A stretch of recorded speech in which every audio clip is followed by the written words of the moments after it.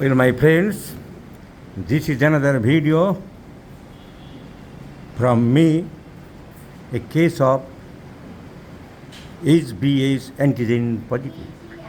That means hepatitis B. You know, hepatitis means inflammation of the liver. ITIS, English 4 words. ITIS means ITIS কোনো অর্গানের পরে হলে তারপরে inflammation ফুলে গেছে। ফ্যারিংজাইটিস, ল্যারিংজাইটিস, ডিওডেনাইটিস, conjunctivitis, ব্রেনের কভারিং মেনিনজাইটিস, ব্রেনের। তবে কতগুলো ডাক্তারি শব্দ যেগুলো ল্যাটিন ওয়ার্ড থেকে এসছে, গ্রিক বা ল্যাটিন ওয়ার্ড, এমনি ডাক্তারিতে পড়ার সময় তো মানুষ বলছে যে শব্দ ইংলিশ পরে এসেছে, কিন্তু ওই ইনফ্লামেশনগুলো হয়েছে কিন্তু ল্যাটিন শব্দ। যেমন টাঙের জিভের ল্যাটিন নাম হচ্ছে গ্লোসা, তাই টাঙের ইনফ্লামেশান টাঙাইটিস নয়, গ্লোসাইটিস। কারণ সব ইনফ্লামেশনের লাস্টে ITIS থাকে, কিন্তু ওই শব্দগুলো যে ল্যাটিন ওয়ার্ড সেগুলো ল্যাটিন নাম এসেছে। যেমন কিডনাইটিস নয়, কিডনির ল্যাটিন নাম নেফ্রন, সো নেফ্রাইটিস। যেমন লিভারের ল্যাটিন নাম হেপার, সো হেপাটাইটিস। যেমন মেয়েদের জরায়ু ডাক্তারিতে ইংরাজিতে নাম হচ্ছে ইউটেরাস, কিন্তু ওর ল্যাটিন নাম হচ্ছে মেট্রো, সো মেট্রাইটিস। অনেক জায়গায় গণ্ডগোল। তো টাঙের ক্ষেত্রে আর টাঙাইটিস দিলে হবে না। সো এই জন্য বলা হয় এন্ডোমেট্রিয়াল ক্যাভিটি। এন্ডো মানে ভিতরে, মেট্রিয়াল মানে ইউট্রাস, ওর ভিতরে রে tumour in the endometrial cavity.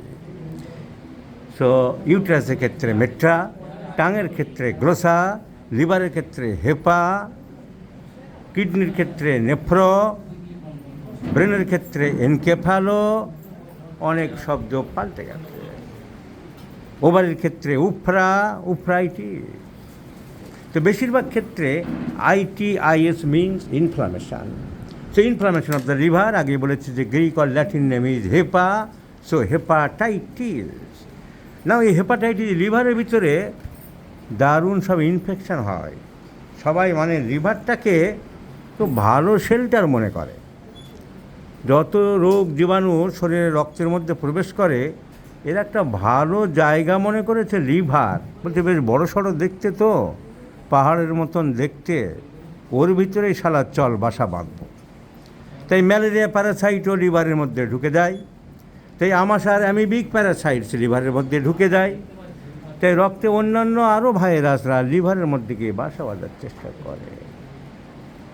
এমনকি ম্যালেরিয়ার জ্বরে অনেক ডাক্তাররা ম্যালেরিয়ার টেস্ট লিখে দিল, রোগীও হাত থেকে গল করে রক্ত বের করে নিল, রোগীর নিয়ে রক্ত, ম্যালেরিয়ার টেস্ট নেগেটিভ। আরে গর্দবের দল, যাদের পড়াশুনো নেই, প্র্যাকটিস অফ মেডিসিন জানে না, ওইখানে ম্যালেরিয়া প্যারাসাইট নেগেটিভ থাকবে, কারণ ওরা লিভারের মধ্যে গিয়ে ঢুকে লুকিয়ে থাকে। কখন বেরিয়ে আসে? যখন কাঁপুনি দিয়ে জ্বর আসে। তাই কাঁপুনি দিয়ে জ্বর যদি আসে, তখন যদি রক্ত পরীক্ষা না করা যায়, তাহলে ম্যালেরিয়ার টেস্ট কখনো পজিটিভ পাওয়া যাবে না। অনেক ডাক্তাররাই জানে না, অনেক প্যাথোলজির ল্যাবরেটরির টেকনিশিয়ানরা জানে না। তাই ম্যালেরিয়া হচ্ছে কি না, যখনই কাঁপুনি দিয়ে জ্বর আসবে তখনই রেডি রাখতে হবে, লোকজনকে বলতে হবে এই সময় বাড়িতে দৌড়ে এসো, তোমার এক্সট্রা ফিস দেবো, পারিশ্রমিক দেবো, হাউস কল টাকা দেবো, কিন্তু ওই সময় ছাড়া কিন্তু ম্যালেরিয়া টেস্ট পজিটিভ পাওয়া যাবে না। তো যাই হোক, যে প্রসঙ্গ বলছিলাম আমরা, যে লিভারটাকে সবাই শেল্টার মনে করছে, সবাই ঢুকে পড়ছে এর ভিতরে। একটা ভালো মানে কিছু দেশ আছে পৃথিবীতে নাই, যেমন নেপাল, পাসপোর্ট লাগে না, সবাই ঢুকে পড়তে পারে, সেই রকম আর কি। তো অনেক ভাইরাস গিয়ে লিভারের মধ্যে ঢুকছে, অনেক রকম ভাইরাস লিভারের যারা ক্ষতি করছে তাদেরকে 5-6টা নামে নাম দেওয়া হয়েছে। Hepatitis A virus, hepatitis B virus, hepatitis C virus, hepatitis D virus, hepatitis E virus, এইরকম নানান রকম সব ভাইরাস। অনেকগুলো ভাইরাস খারাপ জল থেকে, নোংরা জল রাস্তাঘাটে যেখানে সেখানে জল খেলো, তার থেকে হতে পারে, যেমন hepatitis E। Hepatitis B virus আরও ডেঞ্জারাস। এটা সাধারণত রক্তের মাধ্যমে বা শরীরের তরল পদার্থের মাধ্যমে সংক্রমিত হয়। হেপাটাইটিস বি ভাইরাসের আরেকটা নাম হচ্ছে HBS, হেপাটাইটিস বি। তো হেপাটাইটিস বি পরীক্ষা করার জন্যে একটা প্রজেক্ট আছে কি না পরীক্ষা করা হয়, একটা কেমিক্যাল দিয়ে যে পরীক্ষা করা হয়, কেমিক্যালগুলোর নাম হচ্ছে অ্যান্টিজেন। কেমিক্যাল অ্যান্টিজেন যেগুলো দিয়ে পরীক্ষা করা হয় সেই পরীক্ষাটার নাম হচ্ছে হেপাটাইটিস বি সারফেস অ্যান্টিজেন। তাই ওকে বলা হয়, কি টেস্ট করেছো? HBS AG টেস্ট করেছো? হ্যাঁ করেছি। এই টেস্টটা সবাই জানে কিন্তু পুরো নাম জানে না। হেপাটাইটিস এইচ মানে hepatitis, B virus, surface antigen, অ্যান্টিজেনের সংক্ষেপে AG, antigen. So hepatitis B surface antigen যখন পজিটিভ হবে তখন বুঝতে হবে যে person has been infected or affected by the hepatitis B virus. So this test can detect the actual presence of the hepatitis B virus called the surface antigen in the blood. So be remember my friends, liver বড় করে দেয়, liver শক্ত করে দেয়, রোগীর খিদে কমে যায়, নানা রকম সমস্যা দেখা দিতে পারে। হেপাটাইটিস বি হলে, লিভার বড় হলে যা হয়। So hepatitis B.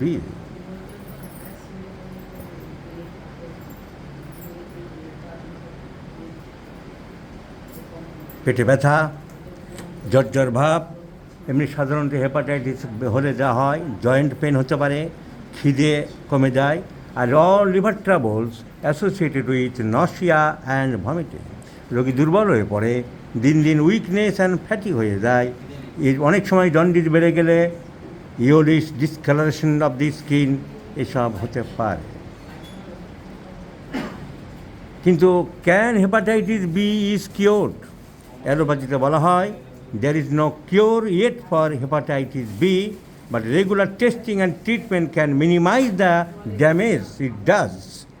Most people can expect to live full long lives. কিন্তু পুরোপুরি এরা বের করতে পারে না, চেষ্টা করে। In homeopathy treats the patient, not the disease. So we should treat the patient methodically, systematically, by taking the total case taken. কিছু প্রিকশন রোগীর যারা মদ্যপান করতো তাদের বারণ করতে হবে। Avoid drinking alcohol, fried foods, এগুলো বন্ধ করতে হবে। নাও ইন আওয়ার পেশেন্ট, আমি পেশেন্টের ফেস দেখাবো না, হি চিলি পেশেন্ট, শীত বেশি, খাবার দাবার গরম ভালোবাসে, মিষ্টি ভালোবাসে। সেই তিনটে সিমটমে we can choice the lycopodium clavatum is the choice of medicine. শীত বেশি, খাবার দাবার গরম ভালোবাসে, মিষ্টি ভালোবাসে। And the medicine acts over the liver region. Fears of action is liver. In addition to that, there is avarice and dictatorial, some symptoms, and the past history. Also there is jaundice, so we may think of Lycopodium clavatum.